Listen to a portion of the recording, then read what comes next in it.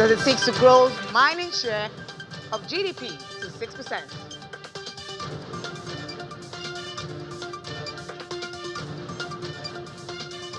And South Africa tackles animal disease outbreak to boost livestock sector.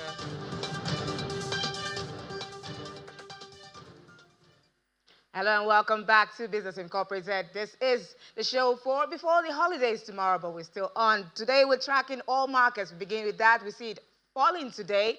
Look that on the screen very quickly. We see all prices falling to 2%, below 2%. We see nearly that. We see Brent crude at 1.32% down at $66.71 a barrel.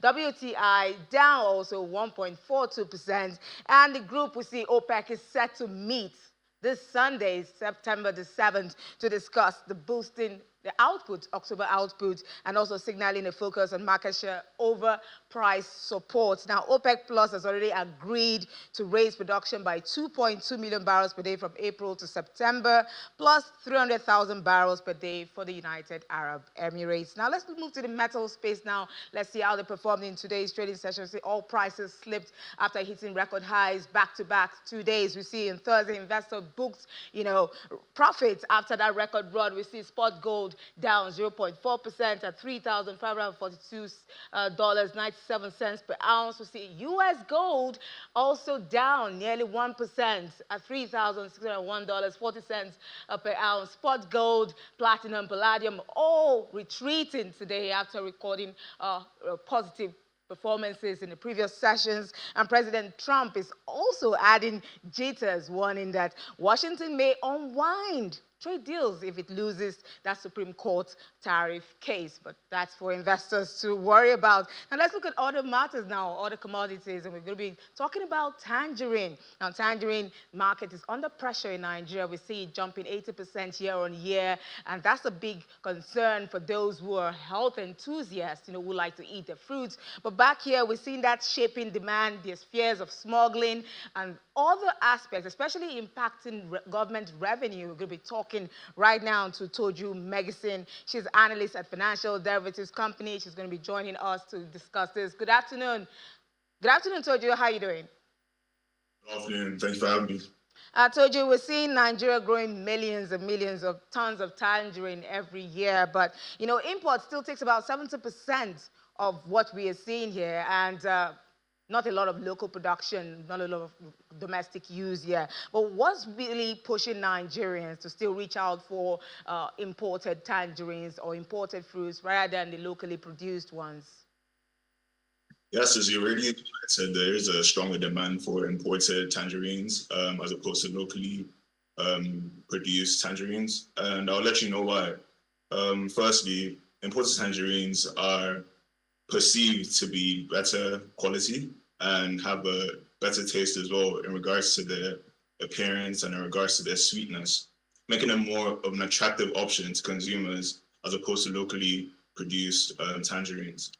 On the other hand, there's a lack of production when it comes to tangerines in the Nigerian market, which isn't sufficient enough for the demand of the consumption demand and as a whole. So that makes us as a nation reliant on importing tangerines from countries such as Morocco, such as South Africa, which are actually the only two countries in the whole of Africa that lead Nigeria in the production of tangerines.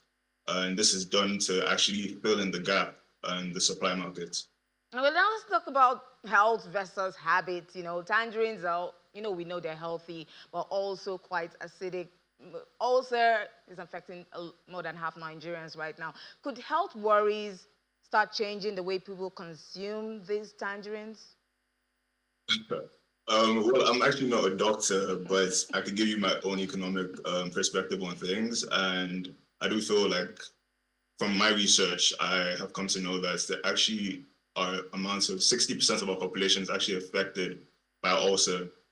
And I do feel this will cause a shift in the demand, even though it varies. But although on the other hand, there is a certain what would I say? There's a certain demographic or people with ulcer who have a lower sensitivity when it comes to acid.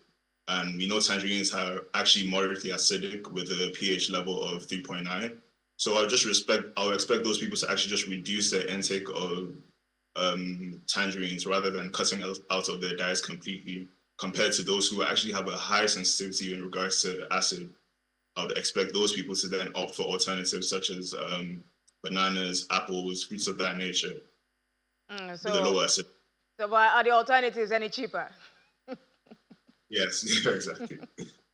So Poju, right now, I just want to talk about other things. We see fuel prices is easing. We see it steady a little bit, not a lot of volatility right now. Naira is steadier, but it appears to be fueling fears of smuggling.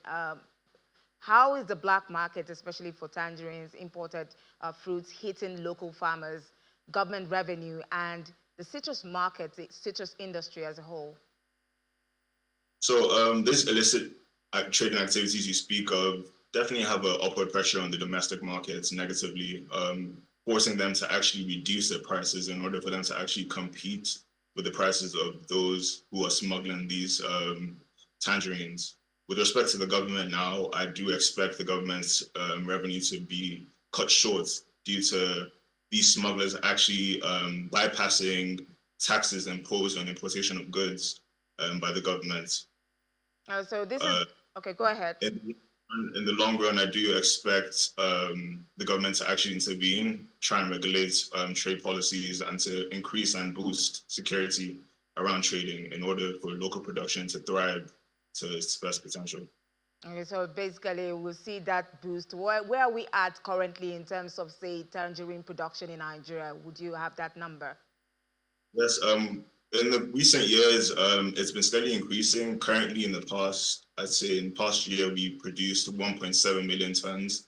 But to put that into perspective for you, the two nations I mentioned earlier, South Africa and Morocco, they actually produce between 3 million to 4 million tons per year. So who says we can't do the same? So if we look at government policies that you're looking to come in, where do you see us? What target do you see for the tangerine industry?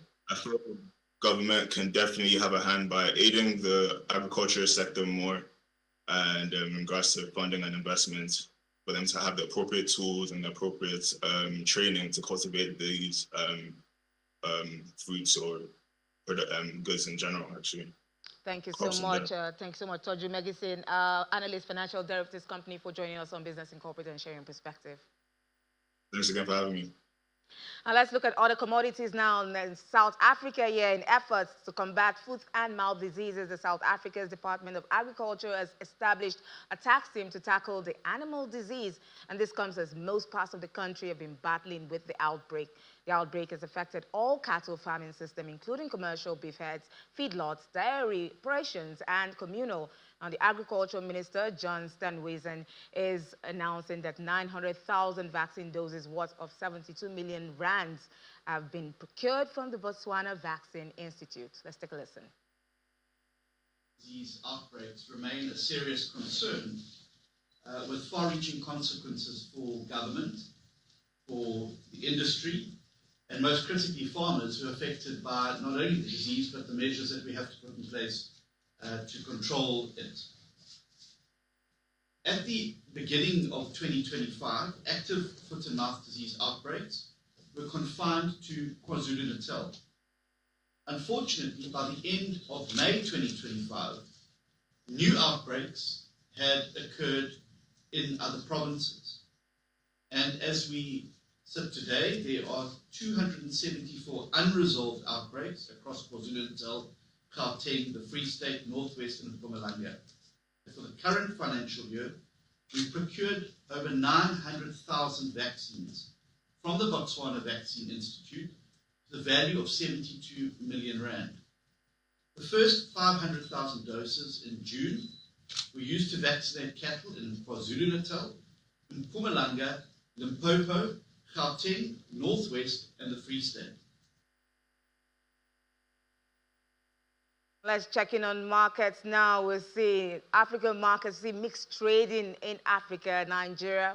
definitely good news rebound today after 6 negative sessions. Let's look at the board to see NGX ASI jumped today at intraday 0.23%, still at 138,000, but we're hoping that we'll see more green closes and probably back to 140,000. GSA in South Africa is down at intraday 0.61%, 100,000, holding very strongly to that. Hopefully it doesn't, lose that mark. But let's see Egypt. Egypt is closed today for Muslim holiday, Muhammad's birthday tomorrow. So we see that market closed yesterday at 1.12% down, hoping that they rebound after the holidays. And in Kenya, we see them closing Wednesday session in the green, 1.62% strong. That's a 3-day consecutive positive performance for them. But let's just quickly get a sense of what's happening at the NGX. We're going to be talking to Oluwatobi Adesonya. He's an equity trader at Zcrest Securities Limited. Good afternoon, Oluwatobi. It's good to have you on the show. Good afternoon, Will. Thank you for having me. Oluwatobi, we see markets rebounding, losing that, snapping that losing streak and rebounding in the market. What's driving this positive sentiment we're seeing?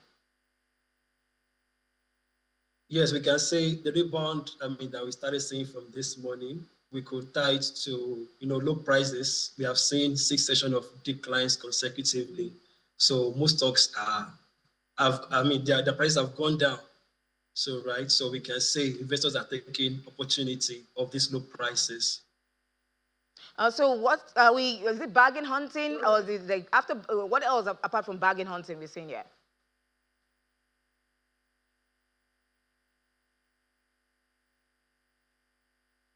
Are there other factors driving this apart from bargain hunting? Sorry, can you take that again? Apart from bargain hunting in the market, because investors are taking advantage of the low prices, are there other factors driving the positive sentiment, the rebound in the market? Yes, because if we look across sectors, for the past, let me say 2 months, we've seen the markets rally, from the month of July, even August, towards the very end of August, especially when the insurance reform policy came on board. So we've seen investors react to that. And of course, we have been seeing a lot of profits taken, like I mentioned earlier, in the last 6 sessions, back to back. So investors have been taking profits.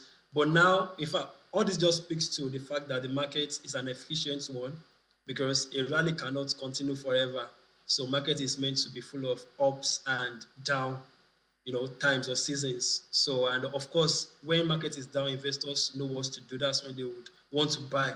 And when it is idle, want to sell. So I believe from today's rebound, so most likely we will start seeing investor sentiments, in the positive space again.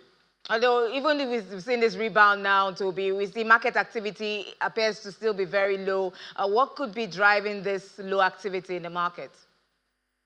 Yeah, I would say market activity is still quite low. I would say investors are being cautious. It's how in the Nigerian market, people like to see things happen before they react.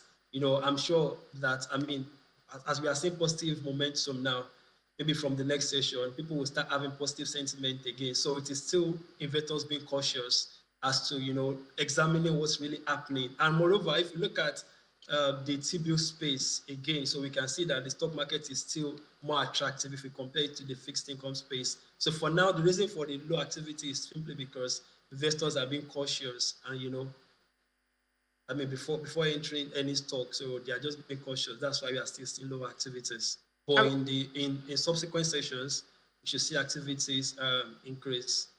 Okay, so today is final trading day in Nigeria for this week because tomorrow is a public holiday. What do you see the market ending with today, and what's your outlook for next week? And just to put this in, is the correction over in the markets? Yes, today's the last trading day. Tomorrow, there will be public holiday.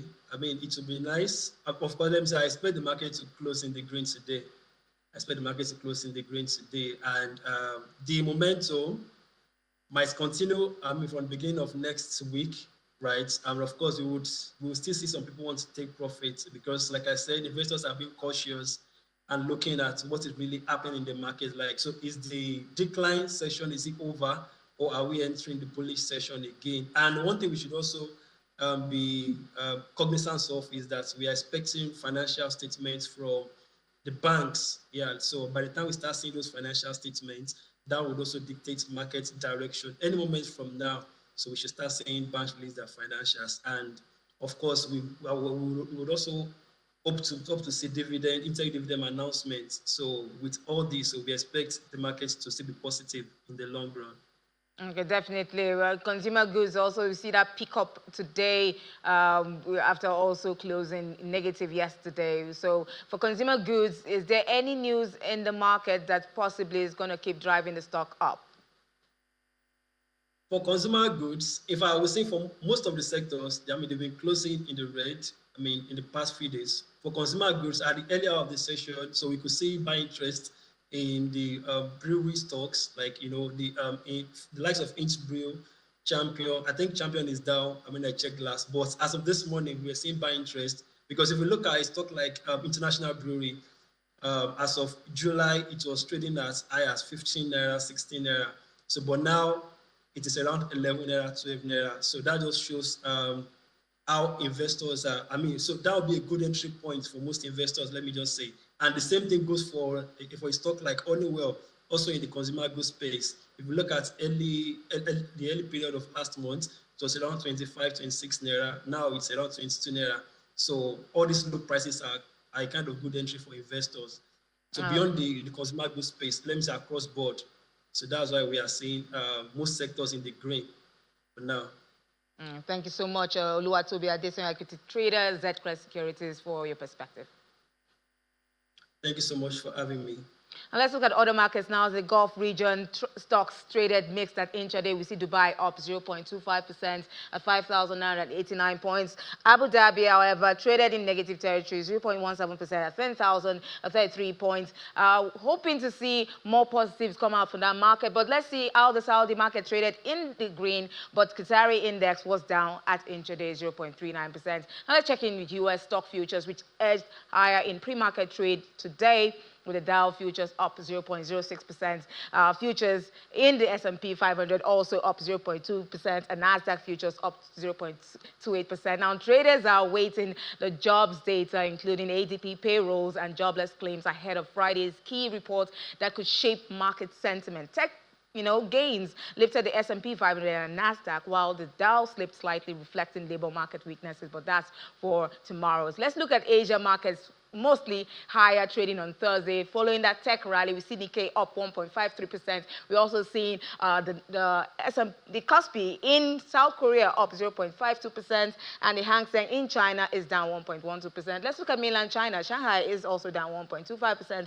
and the Nifty 50 in India up 0.08%. Now let's go and see how Europe markets are performing, if there's very good news for us or bad news from the markets. We're going to be talking to Lars Alter in Berlin. Lars, what's going on in the trading today?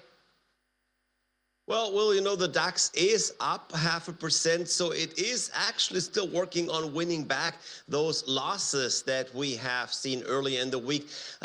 Not too much going on, though, in Frankfurt. One maybe notable development for the DAX is that we're seeing a few index changes. Porsche, one of definitely the best known company names in Germany. Porsche drops out of the index. As I said, a huge name, not such a huge company anymore. The company has also lowered its outlook a few times over the past few years. It's been a rather weak performer, and it's now being replaced in that German standardized index. Doesn't have much of an effect on markets because Porsche only has about 1% share of the DAX. So even some rebalancing in index fund portfolios actually doesn't really matter. But like I said, markets up a little bit today. We see Germany has been in that economic doldrum for like 3 years now. And interestingly, the banking sector has gotten together to discuss the way forward to this situation. What are you hearing, Lars? Yeah, well, indeed, it was a well-sucked meeting there. And the most important part, I guess, was not really about what the banks are planning on doing or how. It was about the general situation of the German economy and what they thought of it. Because The situation is, in fact, still quite dire. After 2 years of a full-blown recession, economists had long foreseen a recovery, but latest data says that the economy here is, in fact, still shrinking. Now, the government has promised to tackle the problem. They have promised major reforms, many billions in investment, and yet there is just not much growth to be seen anywhere. And Christian Sewing, he is the CEO of Germany's biggest lender, Deutsche Bank. He says that the government's reforms would indeed actually do a lot to improve the economic situation, but that they're just not being put in place fast enough. He reiterated calls for less bureaucracy, a more speedy way to approve investments, including new buildings and plants, lower energy prices, and more flexibility on the labor market. Now, Will, there are some projects the government is working on, but we're hearing from that banking meeting that people in the business fear that none of this is happening fast enough, and that also foreign investors are starting to lose faith in Germany. It's interesting that the Deutsche Bank CEO wants to see more projects come on board, but are there any specific projects that he really wants to see here? Yes, well, he does say we need to invest a lot more specifically in technology, not utterly surprising. He says he's been particularly impressed by how the US is investing in this sector, pointing to Amazon, Microsoft, Google, and Apple, who have just recently invested 350 billion euros in setting up new data processing centers, including investment in the necessary grid and supply chain. He says we're talking 500 billion being spent there, and he says this alone makes the US economy likely grow by 1.6 instead of 1.1% this year. Now, a saving that banker says that without this investment, the US economy would grow pretty much on par with the EU economy here. So clearly he's demanding a stronger commitment to all forms of tech and data, including, of course, artificial intelligence. And he's warning that missing out there would spell a lot more trouble down the road.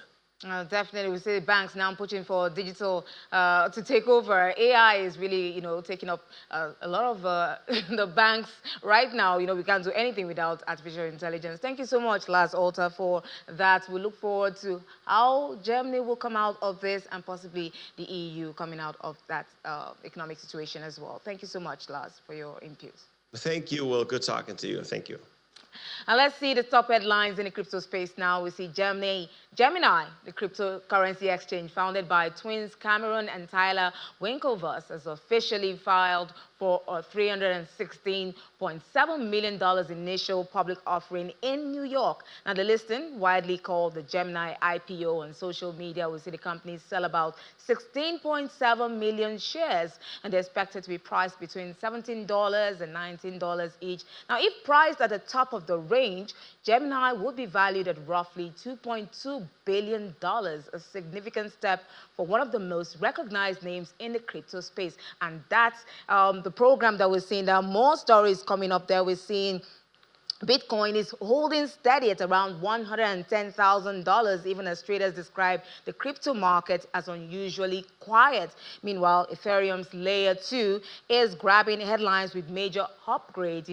Arbitrum is grabbing headlines with major, keeping attention on blockchain innovation despite the law. That's all that we're seeing. The total crypto market cap is now stands about $3.9 trillion with a massive $124 billion traded in just the last 24 hours. Many investors are already looking ahead to September, a month that has historically proven challenging for cryptocurrencies. Now let's see what's next on the top headlines. We see Ukraine planning a crypto taxation, and the parliament has taken the first step towards legalizing and taxing cryptocurrencies in what officials call a strategic push to fund the war and steady the economy. The draft bill introduces an 18% income tax and an additional 5% military tax on all crypto profits. It's a clear sign that Kyiv wants to bring in booming digital asset sector into the formal economy. We hope that works out for them. But that's a wrap on Business Incorporated. I'm Will Ibong. Thank you for watching, and I'll see you next time.